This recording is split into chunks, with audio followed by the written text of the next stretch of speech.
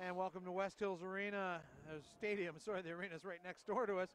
Just underway as Queens taking on McMaster in the plate final. And what a cracker we got here, Ryan Smith. Two of the top teams from the East and playing for some decent hardware. And already a card coming out. And a Queens player has been sent to the bin. And my goodness, before we've had a chance to sit down, all kinds of things going on. David Worsley sent off for 2 minutes, and with the overlap, McMaster will score to open, and what a turn of events. I don't even see what Stones got thrown off for. Wow, that's an interesting start to a very, very dynamic game. Yesterday, Queens went 2-1-1 coming into this day, and yesterday, Mac was 3-1. Both teams lost one and won one today. Queens beat Mount Royal and lost to Western, while Mac lost to the Norsemen and beat the University of Alberta. They're going to try and go quickly here, Doug, as they've got the man advantage. I think Queens will be a little bit out of sorts right now, not really sure what happened on that yellow card. It was just all of a sudden a blast of the whistle, and card came out, and that was that. It was decided. So McMaster finding the gaps quickly with this man advantage, but playing a bit of disjointed rugby right now. Now they're going to be happy to spin that out to the left side with the overlap, right side rather. And Queens gamely playing defense here. And now another penalty against Queens. They're going to have to retreat to their own goal line. And now I think McMaster thinking the better of the quick ball. I thought he'd already sort of taken the tap and gone, and over the line. And just like that, second try, just pick up that number for you. They're racing around like they're in the final 2 minutes of this game. And well, that's intelligent, Doug. The card is still in the bench, so the yellow card is still in the bench, so Queens are down a player, and they're really disjointed at this point. They're not sure what's happening with their structure. They struggled to take that kickoff after the first try. McMaster are applying the pressure and turning it into points, and that's smart in a plate final here. Cam Stone scored that try, reaching across, using his height to full advantage. And now Queens with the ball in hand, and will they get their first points here right off the kickoff? And look at the pace being put in here by your man, Jeff McDonald. I was thinking of the other number 3 we had, but Jeff McDonald scoring the try in response there. So if they can make this kick, they're only 3 points adrift, and scoring a shorthanded try as Worsley comes back on. That's going to put some lead in their pencil, and they're going to feel like it wasn't such a hard done by call.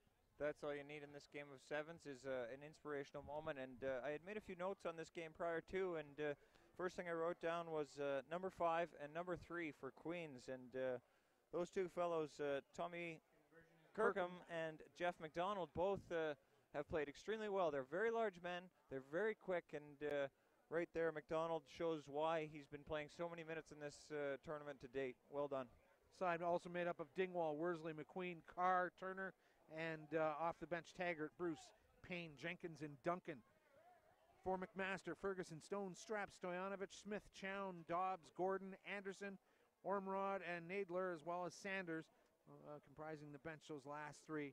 Queens getting this ball underway, not getting it 10, and so it'll be tap ball indirect at center for McMaster. So now everyone's even Steven in terms of numbers, and will McMaster slow things down a bit from that opening frantic pace? Looks like they're ready to go a million miles an hour. Cam Stone's driven into touch, and so it'll be line out Queens. David Worsley, who was cooling his heels on the bench for the opening 2 minutes after that yellow card, will throw in, and he also acts as the scrum half. And see, the two-hander didn't go in so cleanly, not straight, and so it's going to be scrum in 15 for McMaster. A little bit of old school technique there almost. I'm surprised he didn't throw it over like the grenade from the touchline. Yeah, the sideways lob. Between the legs spin to the line out. Haven't seen that one in a while. Oh, I got to say, I've seen quite a few spin passes for restarts, but not, the more just throwing it on the angle back in instead of on the quick line out, but not the full-on traditional line out for sure. Stoyanovich now getting that out to the edge. That's Ormrod, Richard Ormrod. He flings a pass with no look, and because no one was looking, Queens got to it. Now that's a great job by Worsley. He wants to make up for being off during the time that 2 scores were put on the board. And look at that, steps out, and that is McDonald again. And he is a big unit to bring down. Knocked on ball from the tackle situation. I think advantage is being played on this. No, don't see the arm out. So McMaster now back to their own line, and they're going to try and clear their lines with a big kick downfield. No sweeper in position. Now we got a foot race, and look at the pace here. Oh, and there's got to be that has got to be a send-off. That is going to be maybe a red. That was so blood. That was yellow, and absolutely that call had to be made. A foot race and then full-on flinging the player to the ground. And so now it's Queens that will have a man advantage for 2 minutes. And crowd not liking the spirit of that move. Holding should have maybe released that pass as McDonald's gotten to it. And now spinning out of trouble is McQueen. Adam McQueen now to ground. And boy, this has just been end-to-end action in the opening minutes of this game. Good job by Mac Chown.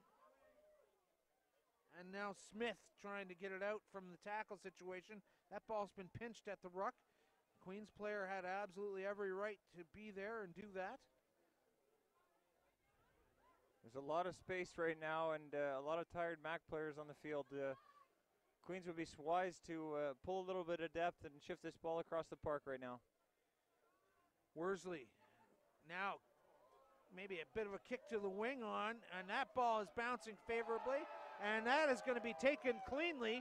What a play by Tommy Kirkham, the big guy from Queens. Tommy Kirkham touching down, and now just like that, Queens are back in the lead after sort of chasing the game for the opening 5 minutes.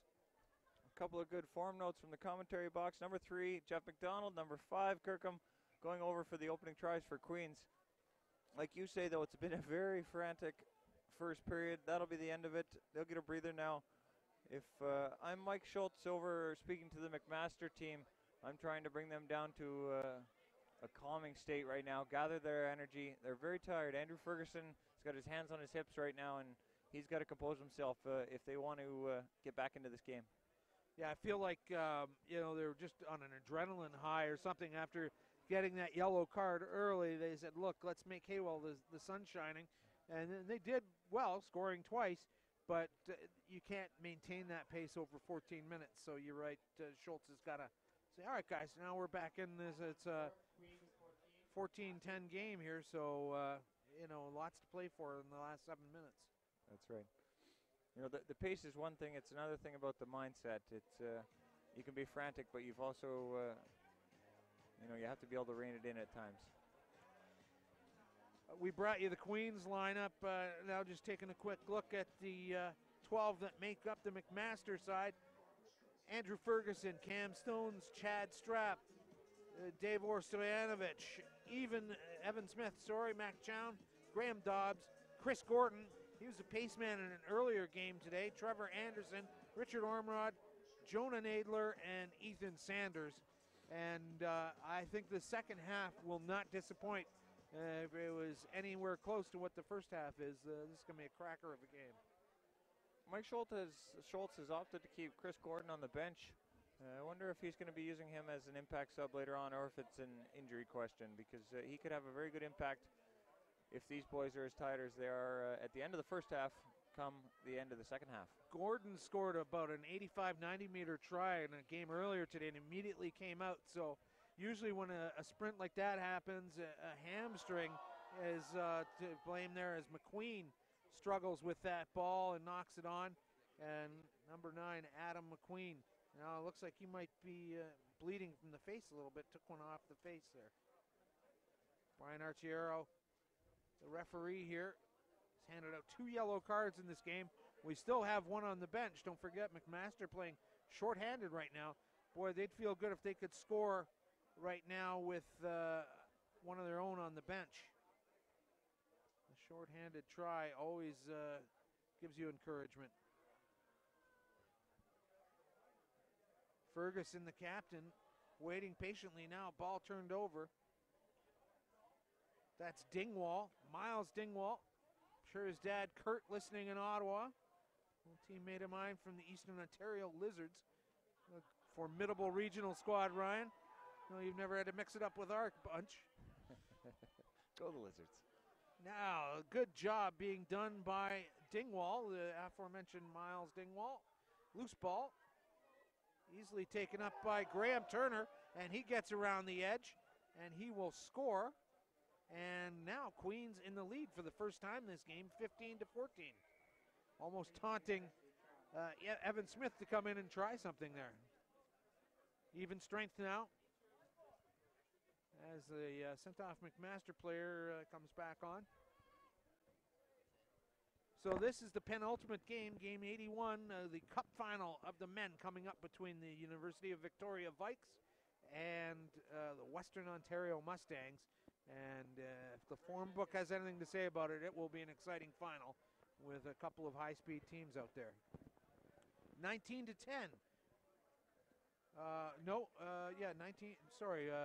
21-10 now for Queens. On screen, we've got this wrong, I think. Scoreboard is wrong. Okay. This is right, 19-10. They make the last kick? Queens just scored its third try, so that score is incorrect. Queens just scored a third try right now. So in the booth, if we can sort out the score.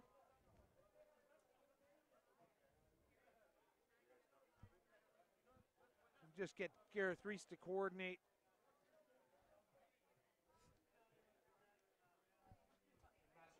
(21-15), because we had 3 tries for Queens here. The last one being scored, and we've just had McMaster score. So the scoreboard's been ticking over faster than the stock exchange here with these two teams. So 21-17. Yeah. 21-17 seems to be the score here as McMaster will kick off for the restart. High offering there has just gone the 10. Big Jeff McDonald trying to get to that knocked on ball. We'll have a scrum to McMaster here. Both teams have settled it down in this second period right now, and it'll be really important that they continue with this kind of composure as they go forward. Boy, look at the push from the Queens scrum. Big, powerful front row there, but that's spun, and now it will be Queens put in now. No, it'll still be McMaster put in, so they're just going to reset this.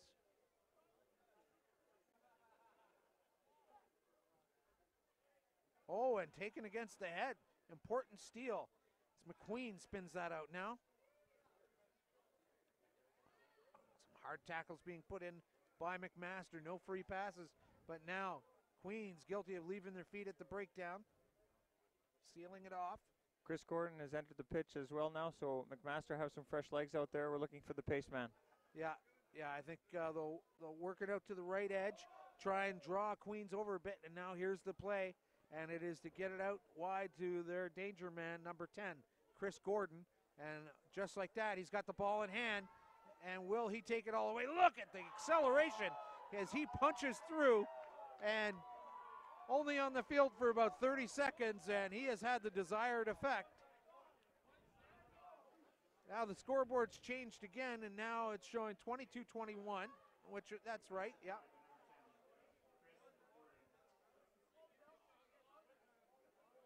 So McMaster in the lead by a point with the kick to come. That's a great effort by Chris Gordon, and astute coaching as well from the McMaster side. Bringing on the pace man, fresh legs this late in the tournament, rested, like you said, after a long try from a game previous, and that might have a big impact on the final.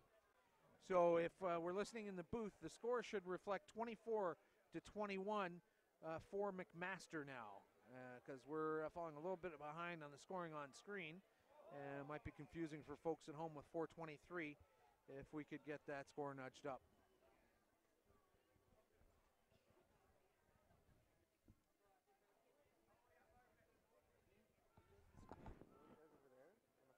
So Queens now looking to respond, down just 3 points here. And it should be McMaster in the lead, 24-21. Showing Queens in the lead. It's actually McMaster in the lead, 24-21.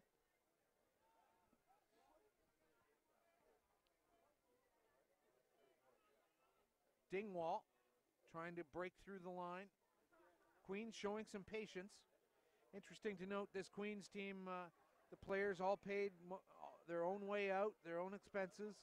Great job by them, and showing the commitment that they want to be part of this group.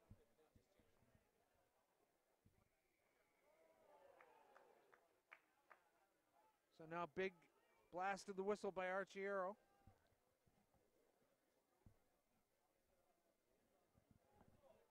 So again, in the booth, we believe we should have the score at McMaster 24, Queens 21. So if we could make that change, please, in the booth.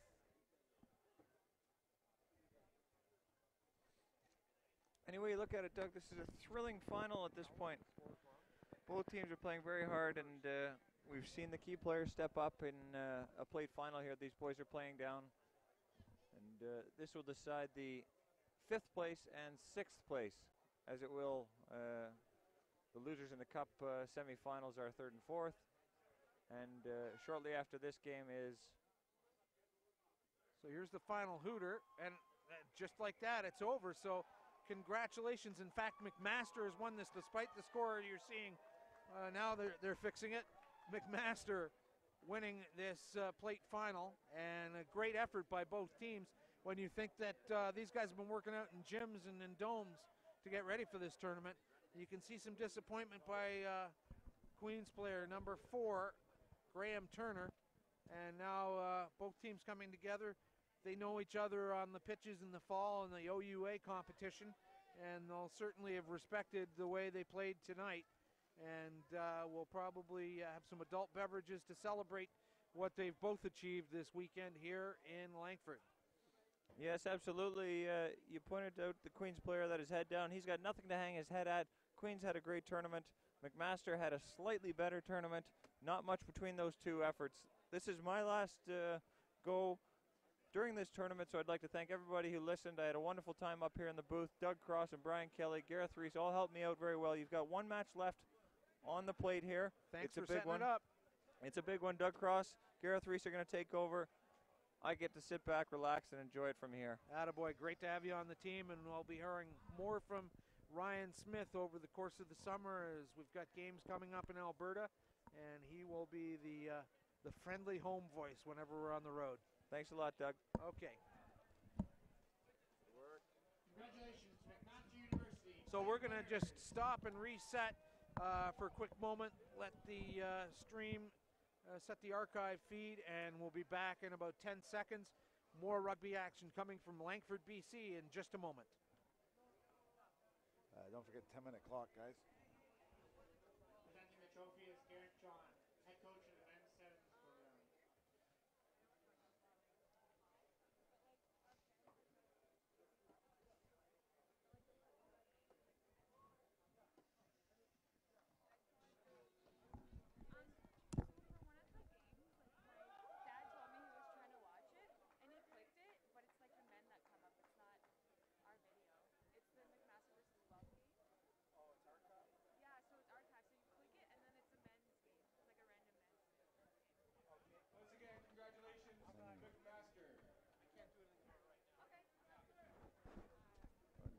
Is he still in there? Oh, no. She's got to...